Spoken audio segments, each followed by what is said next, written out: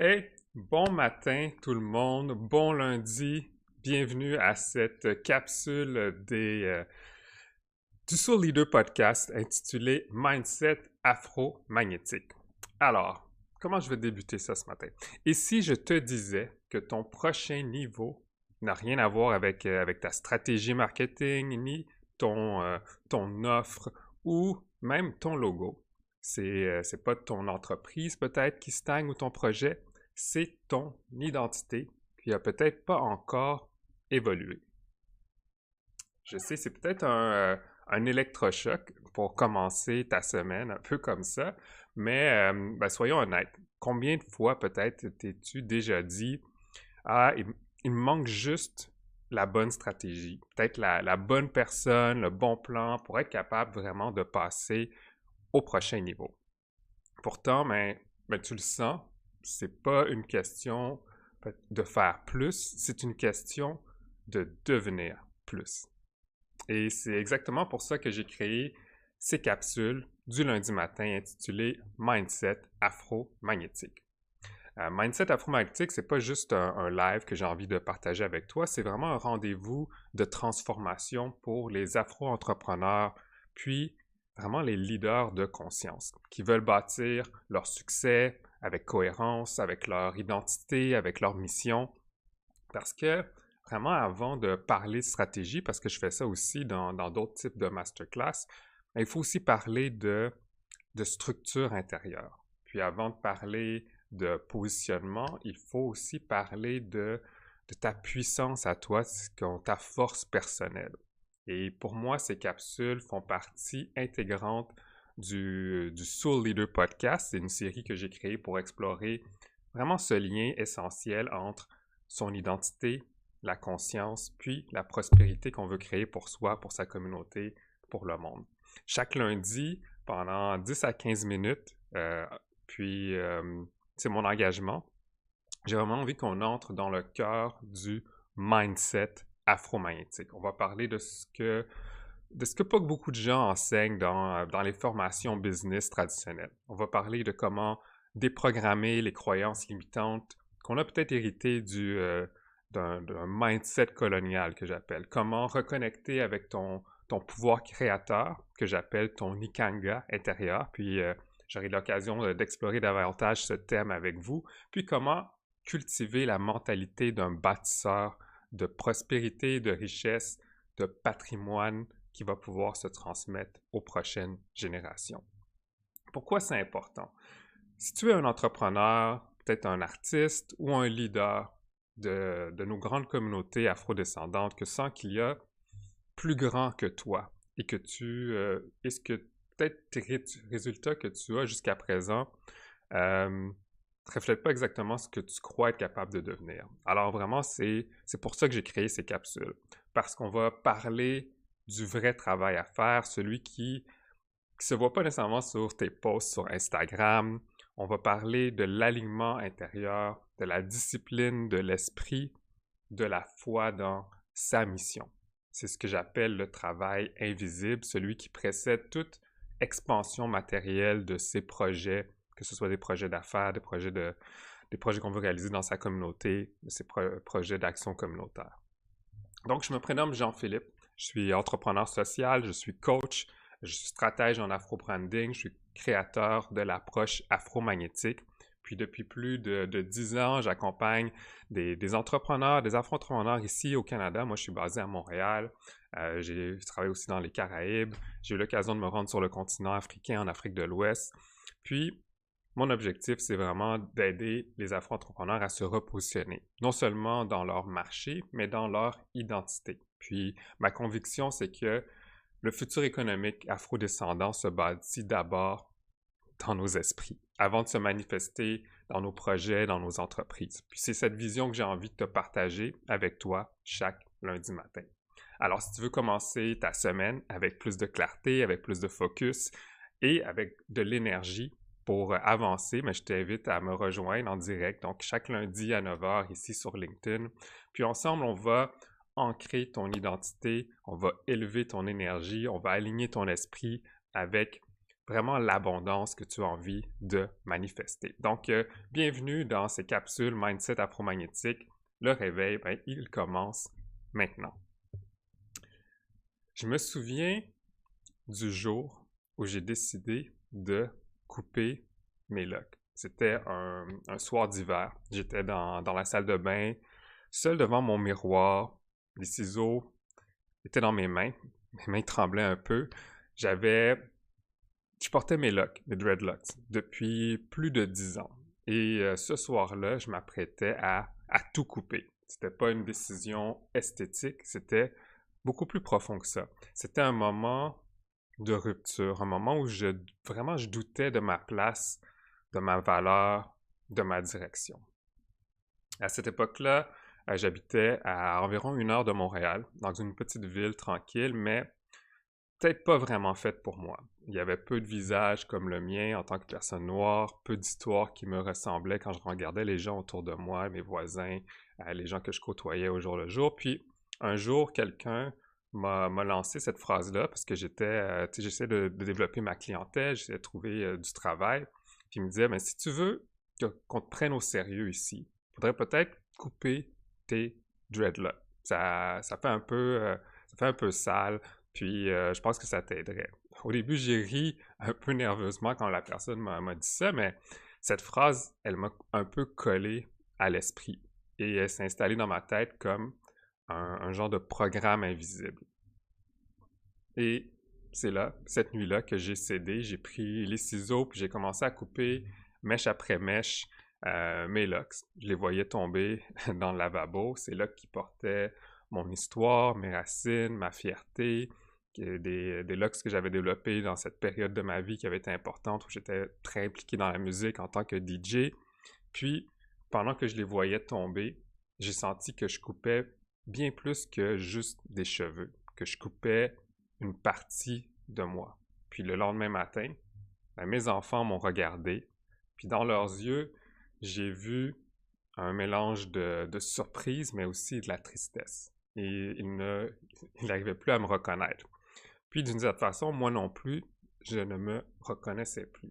Puis c'est là qu'il y a vraiment une question qui m'a frappé, un peu comme vraiment un uppercut.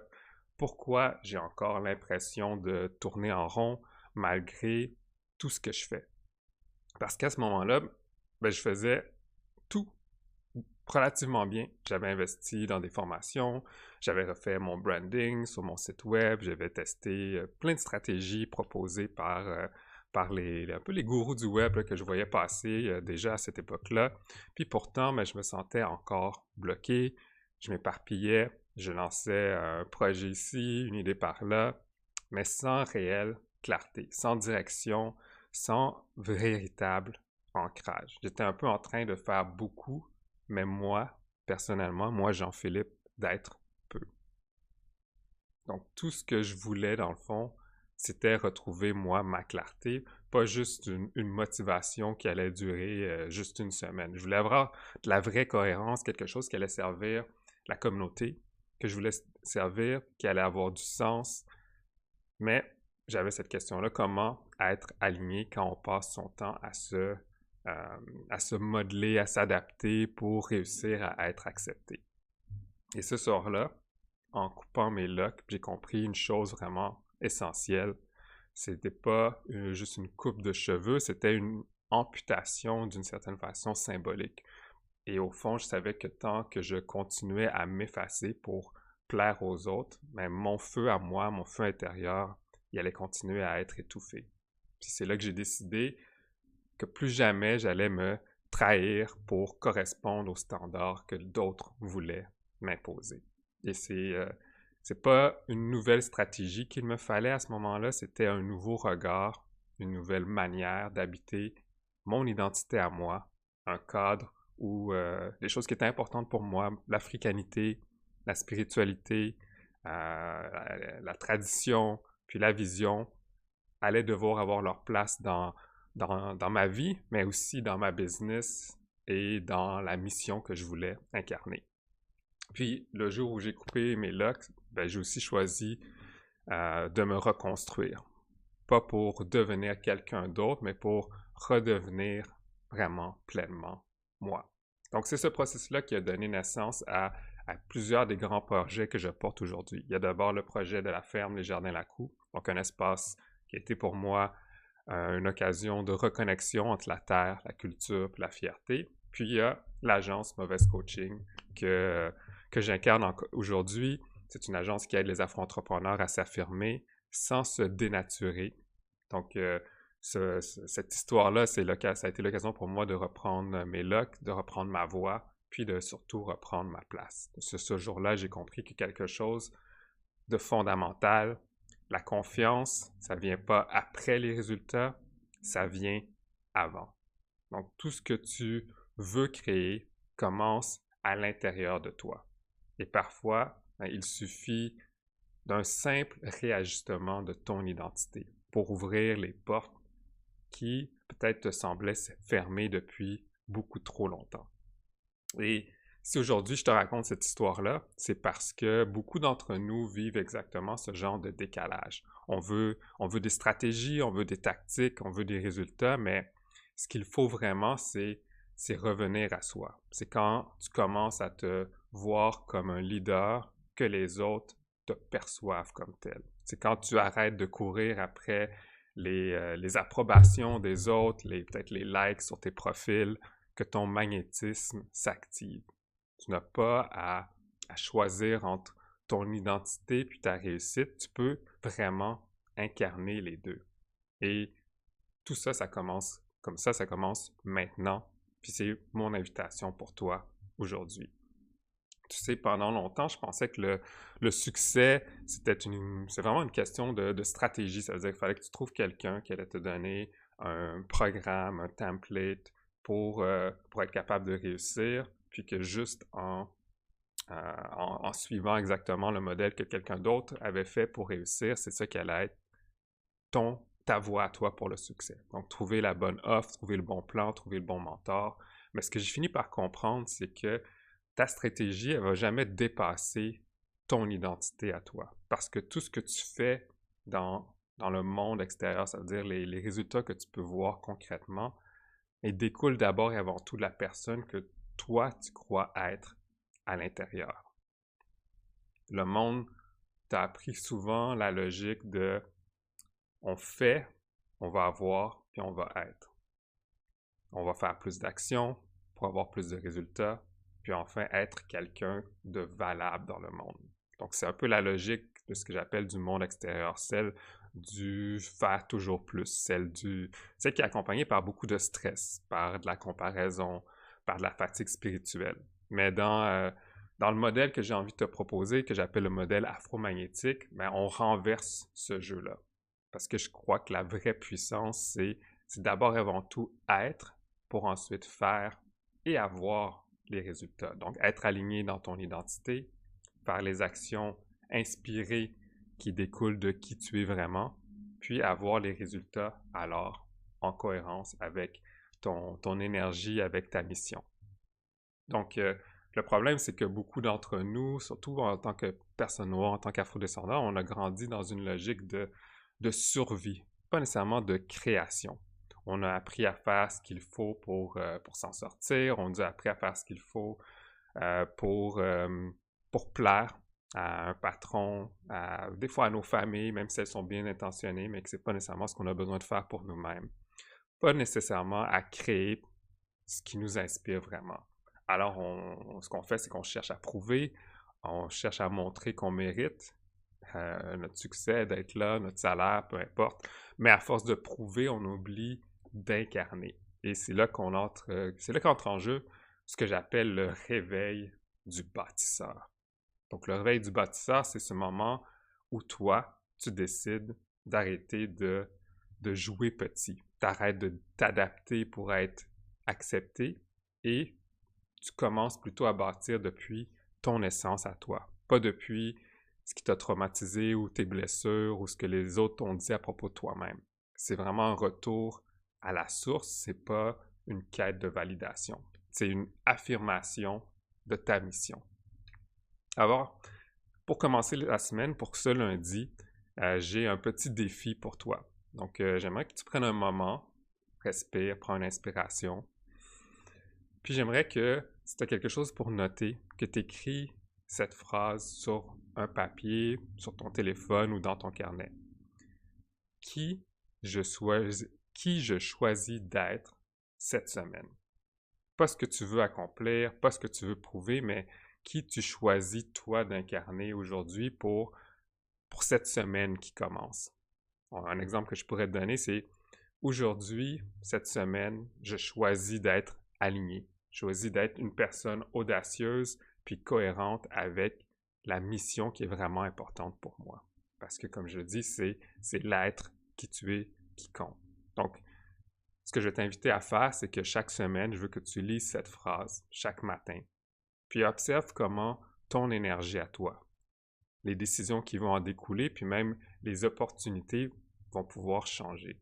Parce que le monde ne répond pas à ce que tu veux, il répond à qui tu es toi en train de devenir. Alors, ce que j'aimerais que tu retiennes, c'est que tu n'as pas besoin d'un nouveau plan nécessairement, tu as besoin d'un nouveau toi.